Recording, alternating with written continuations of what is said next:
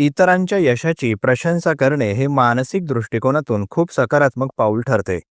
जेव्हा आपण एखाद्याच्या यशामुळे मत्सर करतो, तेव्हा आपल्या मनात नकारात्मक विचारांची मालिका सुरू होते. हे विचार आत्मविश्वास घटवतात आणि असमाधान वाढवतात. परंतु याच ठिकाणी जर आपण त्या व्यक्तीच्या यशाचे मनापासून कौतुक केले, तर आपल्या मनात प्रेरणा निर्माण होते. मानसशास्त्र सांगते की इतरांच्या यशातून प्रेरणा घेणारी माणसं स्वतःचं उद्दिष्ट ठरवून सकारात्मकतेने पुढे जातात.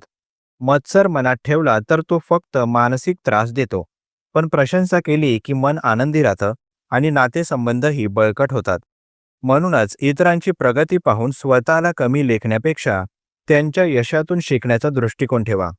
यामुळे आत्मविकास घडतो आणि नकारात्मकता दूर होते. सतत प्रोत्साहन देणाऱ्या मनाची शक्ती प्रचंड असते.